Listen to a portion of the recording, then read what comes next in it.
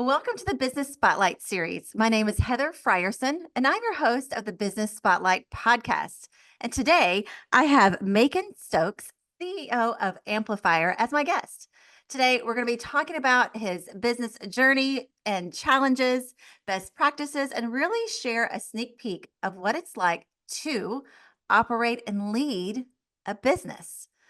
So if this is your first time on the channel, be sure to like and subscribe and get a notification when a new show drops just like this one. Macon, welcome to the show. I'm so glad you're here. Thanks, Heather. I'm really excited to be here. Well, if you could just give our listeners a little bit of background about who you are and about Amplifier. Sure. Well, I was not trained at all to do what I'm doing now. I started off like any good entrepreneur, philosophy undergrad, and now suddenly discovered that there's things called logistics and running businesses is where I've ended up now. So Amplifier is a third-party e-commerce logistics provider.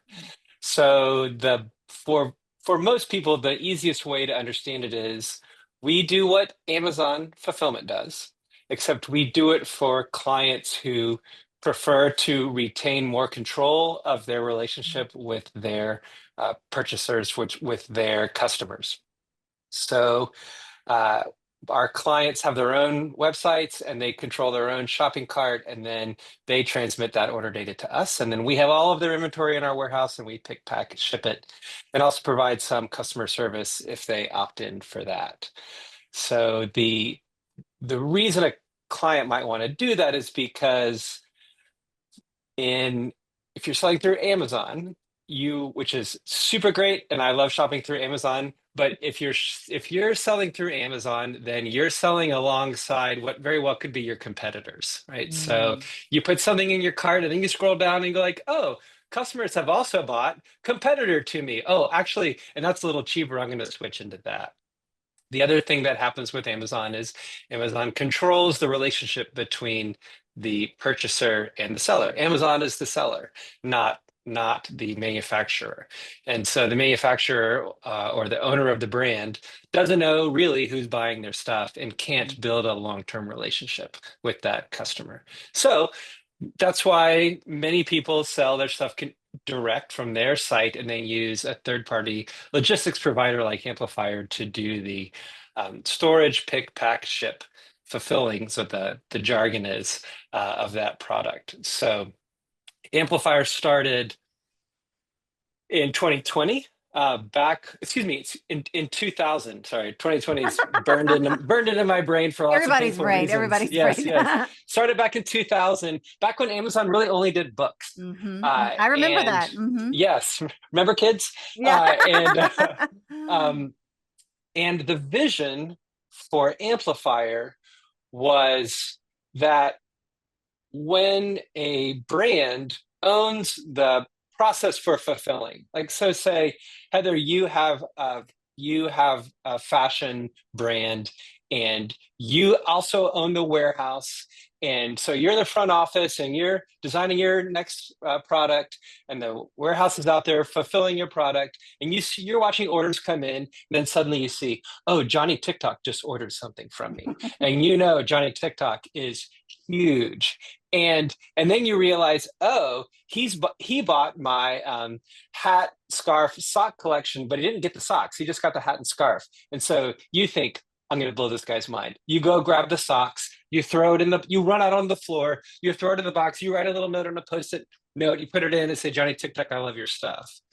Because you know that when Johnny TikTok opens it, he's going to be blown away. And because he can see, oh, Heather sees me. Like Heather understands who I am. It's not a robotic connection. It's not like, this is your fifth order, so we gave you some fairy dust. It's no, Heather, the brand owner, saw who I was, wrote me a note, and put this in. That will do a thing for Johnny, and then he's going to say something about it on his channel, right? So there's an amplification moment in that experience. And so when Amplifier was started, the way we understood things was the brand experience travels also through the medium of the shipment, not Mhm. just a branded container, and not just like, oh, we have some like branded drop-ins that we're dropping in, but also, if you're the brand owner, you're going to use that package to send signals to your Mhm. recipients. And so that's what we've been working on for the last 25 years, is Wow. building a way for someone like you, Heather, to be in your front office, but not have to own the 3PL, right? So you have Mhm. a 3PL that's 3 states away, but you're still watching orders coming in, Mhm. Mhm. and you still see, oh, Johnny TikTok. And if with most 3PLs, you would say, oh man, I hope they don't screw this shipment up and I hope it works out. But that's all the only control you have. And they actually don't want you to Mm. call them and interrupt their flow, because logistics is all about flow. And we don't want to interrupt any of the flow. Otherwise it gets expensive. So like, please don't bother us. We got the order, we're fulfilling. But Amplifier's vision is, no, actually, you go to our portal, you hit pause on the order, and then you can, in a modal, write, hey, Johnny TikTok, this is Heather. We give you the option. We can put that on the packing slip so they can see a note from you. Or we have a RoboPen that will write a note for you. And then you can add add an item to that. You can add the socks, right? And then it can carry on. So it does a couple things, right? On the logistics side, that's pretty complex, Mhm. because we need to be able to stop wherever it is wherever the shipment is in its process. We have to stop it, Wow. divert it, go do a thing, and then bring it back in. So, but that's what we wanted to do. Right. And the reason we did it and wanted to do it is because none of us were logisticians, and we didn't know how dumb and hard it was. Right. Mm. So we're like, this should be a thing. This should be a thing in the world, that Mhm. brands would have this ability to outsource, because you outsource to enable scale, right? That's why you don't keep trying to, if you're a brand or you have a widget, you get really good at the brand and get really good at the widget. It's a whole other knowledge base to get good at logistics, but you Uh-huh. can, and people do. um, so the outsourcing play, the reason people outsource is, I don't want to get good at that, but I need to be with somebody who can scale. And most of those people who help you scale are not going to let you interrupt them. So Mm. that's sort of the vision of Amplifier. That's why we're called Amplifier, because of the metaphor of, there's a signal here and we want to amplify it, not just, did we pick the right thing and did it get out on time, right? That's basic, but it doesn't amplify anything. Well, you've captivated me as someone who's dabbled in the e-commerce on my little shop or whatever. I hate shipping. Yes, no, don't do it. It's terrible. It's terrible. But to know if that ever comes back into my way again, there is somebody there that can, do the really important thing, which is get it to the customer on Right. time and still have that personal touch. Right. That's right. Yes. And it's not a thing in the industry. Like what, Mhm. I recognize like that we could be making a bad bet, right? Like it could be Mm. that the industry is like, it's not a thing because that's dumb and nobody will actually do it. Or because we've been working on it so long, we're just this quarter, we've just beta some of it with our bigger clients, and then in 2025 it'll be a thing that we make available to everybody. And so we're in that moment, that entrepreneurial moment of Mhm. finally getting to the point where we're going to see if our bet has been good or not. Yeah. I'm going to say it So has been. well, we've been around for 25 years, and there are a Yeah. lot of logistics companies who didn't make it, Yeah. and so every day is a victory. Yeah. Well, just even listening as many of our listeners do have their own e-commerce site. And when you said when you shop through Amazon or you have your product and they show a similar product, Mhm. that to me is a huge selling point for you guys. Well, it is. It really depends. It is. It because it also works the other way, right? If you're Hmm. in Amazon, you might be the Sure. one that shows up underneath. Sure. It's not better or worse. It Mm, really is your approach to the market, and true. frankly, how much of the product that you're selling is a commodity.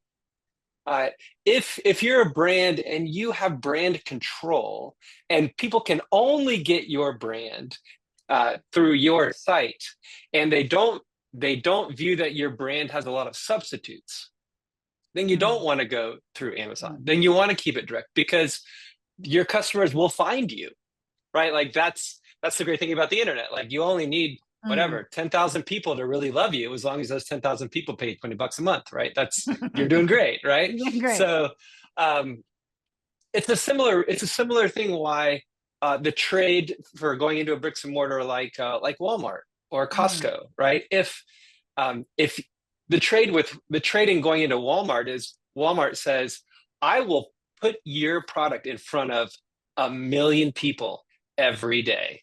Like, mm, and you can't get in front of 1 million people, won't even know who you are. And I'm going to get you in front of mhm, 1 million people. You're going to have to pay me 50 cents on the dollar to do that.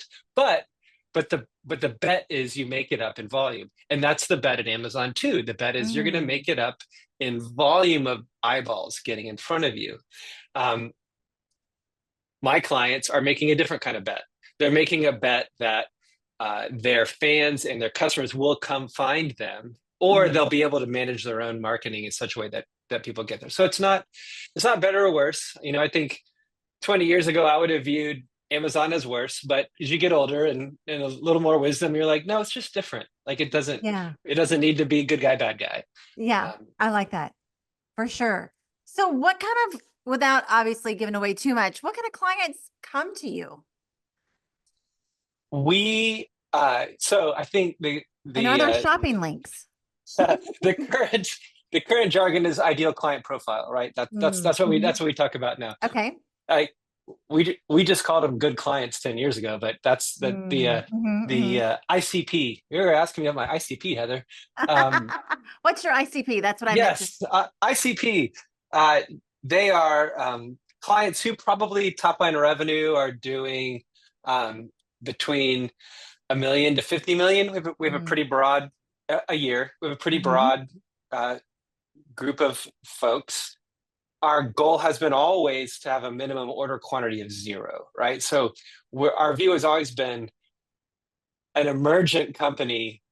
We want an emergent company to have access to our services and be able to scale it all the way to you're doing Mhm. 50 million or plus a year. So that's, one shipment a month all the way to 10,000 shipments a day. That's Wow. a big sweep, and we handle that with the layers of technology that we've got in Mhm. our stack. Um, and it's not things that they don't require cold. Like the cold logistics is a thing and is expensive, and we're not in it. But we would call it standard retail. So Mm. you know, could be smaller, could be a little bigger than a bread box. Between 2 pounds and 10 pounds, we ship all sorts of things. But when you get bigger than a 10-pound shipment or Yeah. a 15-pound shipment, there are other specialized folks. So we're generalists, and at the in the 3PL industry, we're not enterprise. So we're Mhm. emergent to, we call it, lower middle market. Yeah, I love that. Before we hit record, we kind of dove in a little bit about your story becoming CEO. You've been with the company for 15 years. I'd really like to hear more about that story of how you grew with Amplifier and became CEO. Sure. It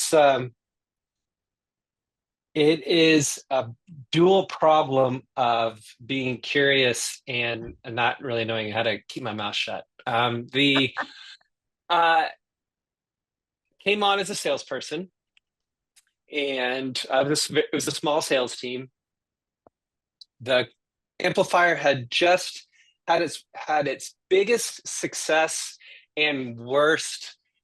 I don't want to call it failure, but worst moment. So, Mm, amplifier 15 years ago was the distribution center for all of the yellow wristbands of the Lance Armstrong Foundation. oh, So our organization on behalf of LAF shipped, or I guess Livestrong Foundation now, um, shipped probably 95% of the millions of yellow wristbands that went out into the world. Mm, And it just about killed us. It mm. was, everybody was surprised that it did what it did. Everybody was shocked. And so we had done amazing work. It funded a lot of our initial technological vision, and we were feeling great. And then the leadership, the operational leadership of that part of that organization changed. So Mhm, that phenomena changed that organization as well. Like mhm, they got lots of donations and really became national uh, nationally known, and they brought in what you might call professional leadership. mm, And the professional leadership came and said, "We're going to go to the big boys. We're mm, going to go to the big boys amplifier. Thanks, it's been great. mm. You're just too small, and we're gonna move on." And so they left, and that took, as you might imagine, a Sure. chunk of revenue out. And we'd been so busy Yeah. just handling it that we had not really developed a robust outbound sales Mm, program. It was, and in fact, we had been doing such great things that it came as a surprise to everybody a second time, like, wait, like, didn't we yeah. just crush it? Yeah. Yeah. What What happened? happened? Yeah, that was the first lesson. That was our first lesson of, hey, it's okay. This is what happens in business when you have vendor relationships and Mhm. new C-level leadership comes Yeah. in. They often will make a clean sweep regardless of how it's been. So that's how. So I enter Macon, the at sort of the critical moment of, we know we can do amazing things. We just Mhm. had a huge client leave. How are we going to handle what we're going to do? We have had to cut a lot of staff. Again, now we know this is actually just normal for the space that we're in. Mm. It's how the logistics industry is. It goes up and Sure. down.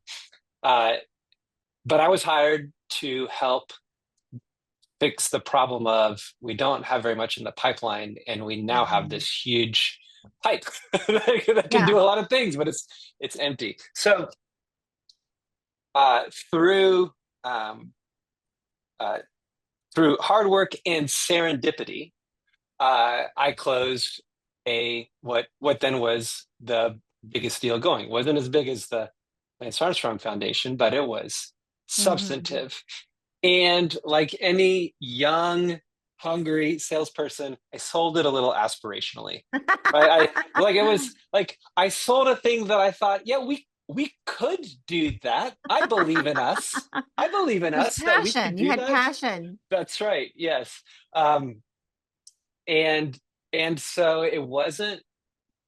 There were things about the deal which were sort of right down the middle, but it's a different thing to Mhm. ship a million of the same product, the same SKU, than to ship 500,000 orders that have 10 different SKUs every time, right? That's just a different operational Uh-huh. game, right? And one, you just have a big pile and you just take from the pile and you put a Yeah. label on it. And the other is, you've got lots of shelves and you're walking up and down and you're making sure the right things get in the box. Oh my gosh. So I sold the second thing.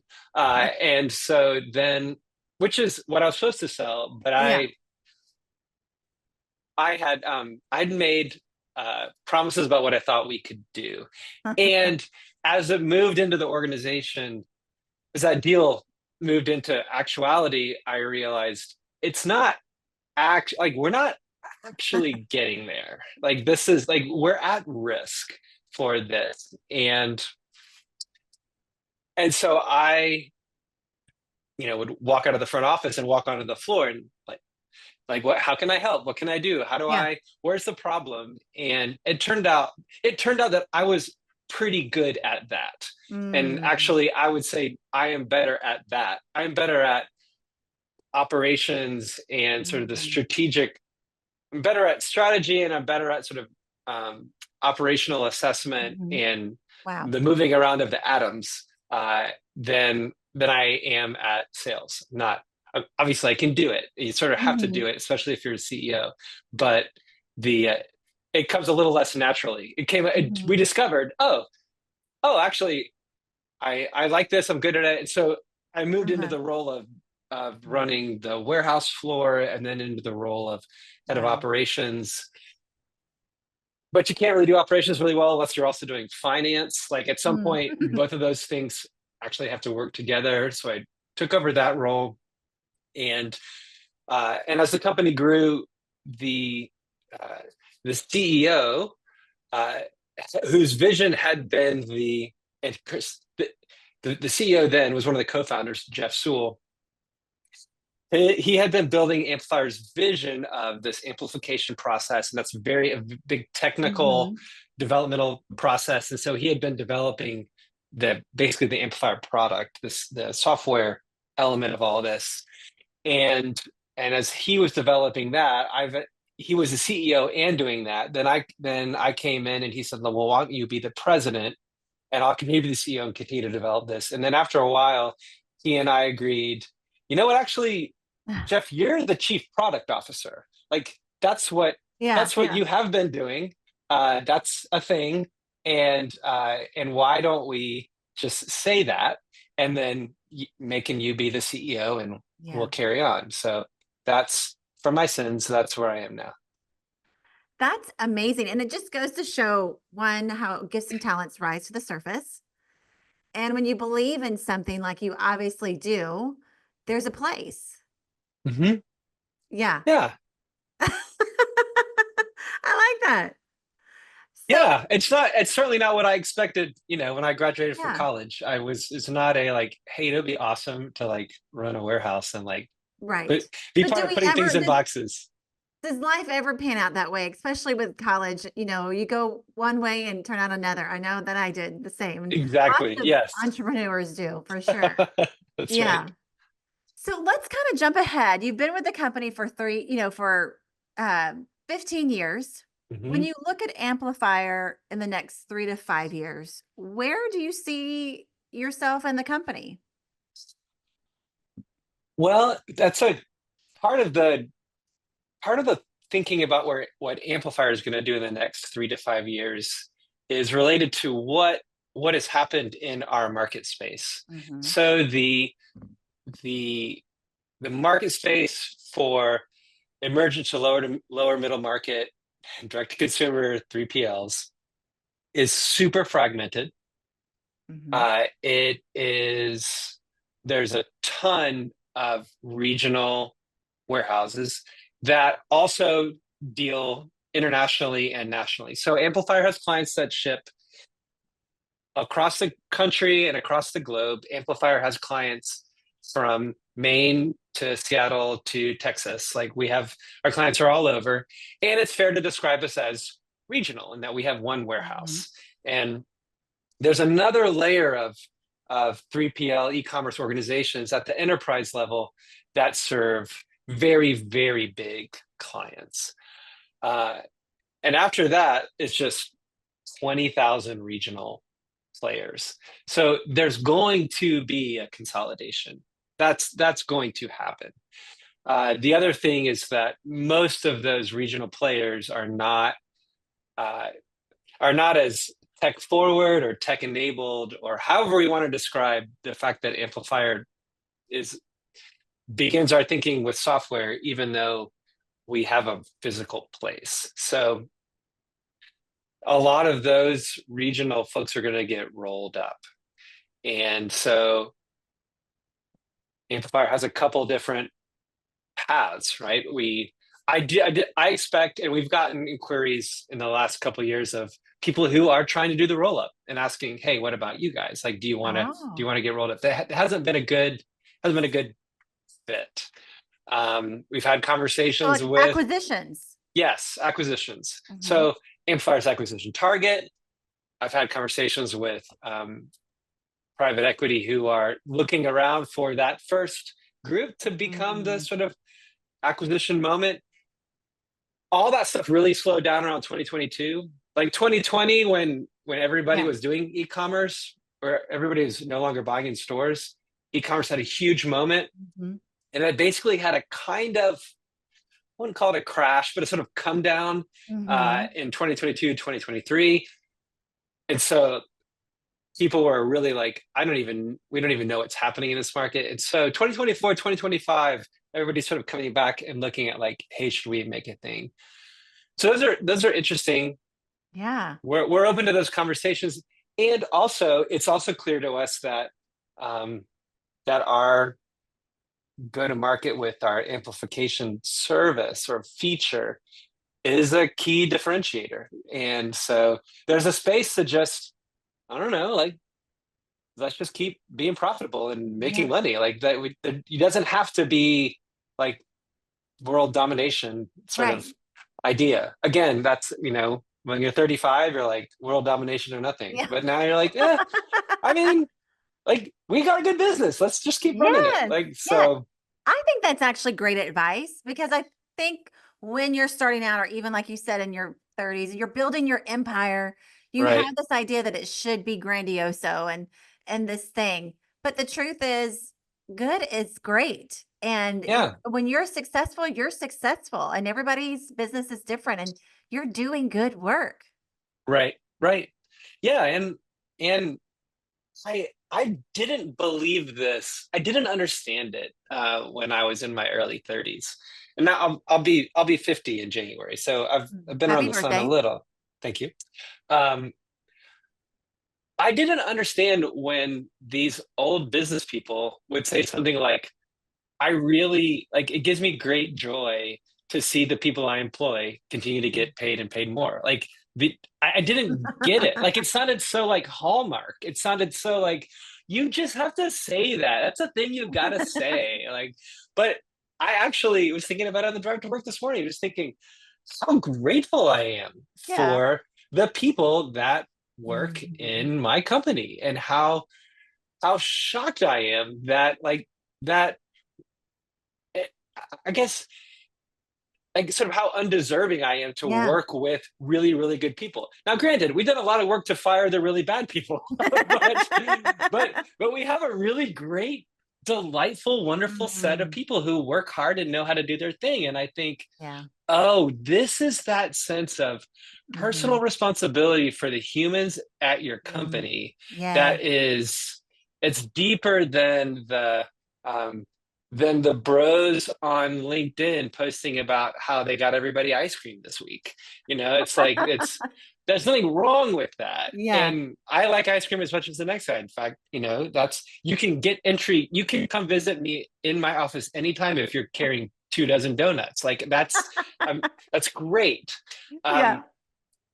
but but I see the Mm. young entrepreneurs doing the like grind, young entrepreneur grindy thing and Mm-mm. and do like have lunch for their employees, but then also with other choices they're making around their business Mm. and how they compensate and how they interact with them. I think, oh, you're doing this good thing because you've seen people do it, and that's great. That's actually the beginning of wisdom, right? To Mhm, to mhm. mimic Sure. somebody else, but you don't get your level of Yeah. responsibility for the folks that are giving you their days every day, Right. right? So in terms of thinking about what's the future of Amplifier, like I've gone more from thinking about world domination to more, I really want to take care of these Mhm. folks. And so how do we do that? How do we do that in a sustainable way? And it also informs when the conversations come around like, hey, we'd like to buy that company of yours. Like I get, oh, that's what people mean by culture fit. It's like, are you going to take care of these good Yeah. people, or do you just see them as widgets? Like because Mhm. they're not. Otherwise, we would have let them go. That's Right. right. So, Right. It's so true though, and I love that you're so passionate about your employees. I think that's what makes for a good CEO, really. And I love hearing your story. well, it makes for a kind of CEO. Like I'm not It driving ma a Bentley. Ugh, So, but that's not what we're in it for, right? I guess not. We can rent one every now and then, though. There you go. There you go. Well, I love it. I love hearing stories of like leadership like yours because it really does make a difference when you have someone like you who's been doing this for 15 years, that there's a perspective shift and what it's really all about. And so I Right. appreciate that. Well, I Huh. want to get into some rapid fire questions that I think are really fun. Are you game? I'm ready. All right. What would you say is the key to success for you?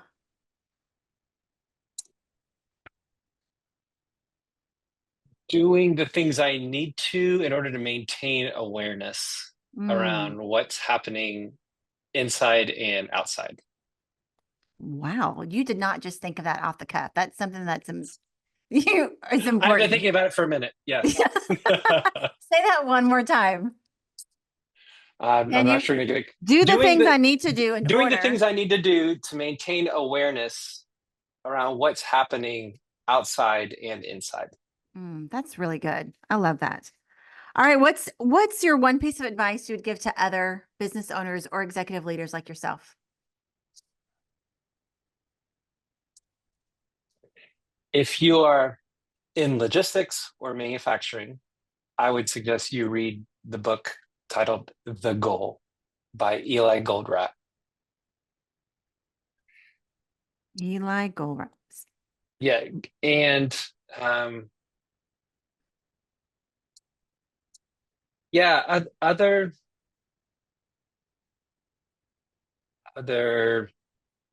things I think would be related to your first question, which is, um, there was a uh, Tim Ferriss made popular the the notion of like daily rituals, morning rituals, Mhm. evening rituals. I mean, he basically created that as a space and let everybody Mhm. know that it's a thing. Um, and I appreciate that because he wasn't wrong Mhm. to ask Mhm. people that. And but I would say now that we know it, now that we generally know popularly that it's a thing, right? It's a thing. Mhm. Mhm. Rituals It's a are a thing. thing. What's your morning Yeah. ritual? What's your evening ritual? If like the bros on LinkedIn, like they got them because Tim has interviewed all these high powered people and like they all have They these all have the rituals. So routine. I should have rituals too. My advice is that that's the path of awareness, Mhm. and so and they're very very different and it is worth the investment Yeah. and it's a multi-year like 5-6 year investment to try evaluate and discard the things that are Yeah. bringing you peace and awareness both professionally and internally. So like if so professionally, if you are going in and out of meetings and you don't like them, especially Mhm. if you're a leader and you're a CEO, if you're going to meetings that you don't like be aware. Like be aware that you don't like it. Be aware that the you have the if you're a leader, you have the power to change it. And then like start figuring out like what is Mhm. the thing I don't like? I Yeah. just don't like meetings. That's unaware. That's like, oh, somebody just hit me. You're like, okay, like that's a good start. But like, where did you get hit? Like, Yeah. did somebody kick you in the ankle? Like, look down. Did somebody hit you in the Yeah. shoulder? Look left. Like, it's not just I don't like meetings. It's like, well, what was it about it Yeah. that you didn't like? And then also internally, you're like, going when you go home, if you're an executive, like there's nobody telling you like, good job, buddy. Like that was a great day. That's You'll that's get part of greeted it. at the door with cheers.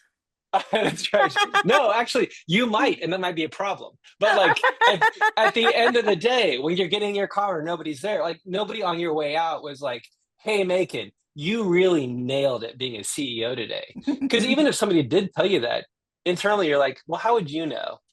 How would you know, dear wonderful person at the front desk? Like you don't know, and in fact, I don't even know. I don't know if I did a good job today, right? Yeah. And so, but you have to develop the practice of like, I need to think about that. I need Mm, to figure out like what would make me feel like I did a great thing today, and I need to get there. yeah. Otherwise, I'm going home failing every day, and that's not good for anybody. Yeah. Yeah. That's so good.